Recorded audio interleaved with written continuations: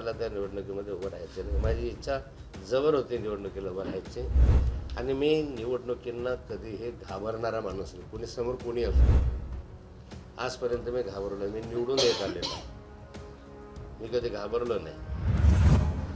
आज पत्रकार परिषद घेतलेली आहे, काय आज वृत्तपत्रामध्ये आमचे NCPचे शरद पवार गटाचे ज्येष्ठ नेते आणि माझे मार्गदर्शक सतीश अण्णा पाटील यांचं स्टेटमेंट मी वाचलं.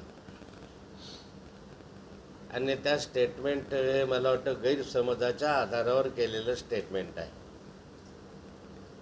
कारण त्यांनी जर वस्तुस्थिती जाणून घेण्याचा प्रयत्न केला असता तर त्यांना पूर्ण माहिती मी दिली असती. पण अपूर्ण माहितीच्या आधारावर त्यांनी केलेल्या त्या स्टेटमेंटमुळे उगाच गैरसमज होऊ नये यासाठी मी आपल्या माध्यमातून हे सांगतो आहे की मुळामध्ये माझ्या हार्टचा प्रॉब्लेम हा 4 महिन्याआधी झाला. त्यानंतरच्या कालखंडामध्येही माझे 2 ब्लॉकेज अजून शिल्लक आहे, ते काढायचे आहे. त्याचं ऑपरेशन आता करायचं आहे. आणि त्याबरोबरीला नंतरच्याही कालखंडामध्ये माझी इच्छा होती की मी उभं राहिलं पाहिजे. म्हणून मी परत 1-1.5 महिन्यापूर्वी थेलियम टेस्ट केली. आणि थेलियम टेस्ट करून डॉक्टरांचे सल्ला घेतले की मी उभं राहू शकेल की नाही राहू शकेल. आणि डॉक्टरांनी त्या टेस्टच्याद्वारे सांगितले की तुम्हाला या ठिकाणी हा ताण सहन होणं शक्य नाही. आणि त्यामुळे तुम्हाला या ठिकाणी BP किंवा अन्य प्रॉब्लेम्समुळे एवढा लोड तुम्हाला सहन करता येणार नाही. त्यामुळे निवडणूक उभं राहण्यास त्यांनी अनुकूलता नाही दाखवली. आणि हाच विषय ज्या दिवशी माझी थेलियम टेस्ट झाली आणि माझे रिपोर्ट दुसऱ्या दिवशी आले, त्या दिवशी माननीय जयंतराव पाटलांना आणि माननीय शरद पवार साहेबांच्या कानावर 1.5 महिन्यापूर्वी मी घातलं मी उभा राहू शकत नाही. आणि माननीय शरद पवार साहेबांनी 2 डिसेंबरला एक स्टेटमेंट केलं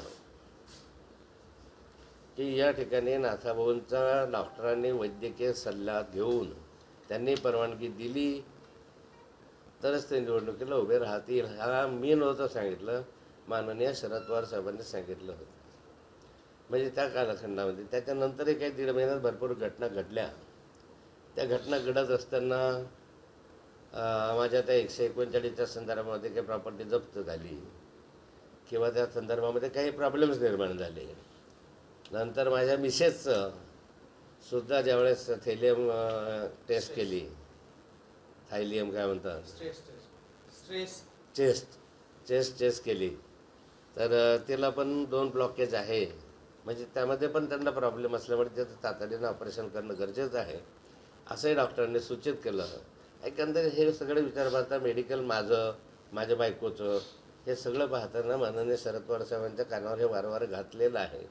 आणि पवार साहेबांना याची स्पष्ट कल्पना दिली होती की हे सगळं वातावरण पाहत असताना मला आता निवडणुकीला उभं राहणं शक्य नाही. आणि पवार साहेबांनी 2 डिसेंबरला तसं सूचितही केलं. अगदी 4-5 दिवसापूर्वी ज्यावेळेस इथे बैठक झाली तर या बैठकीतही मी सांगितलं की मला आता शक्य नाही. त्यावेळेस काही रक्षाताईचं नाव डिक्लेअर झालेलं नव्हतं त्यावेळेस.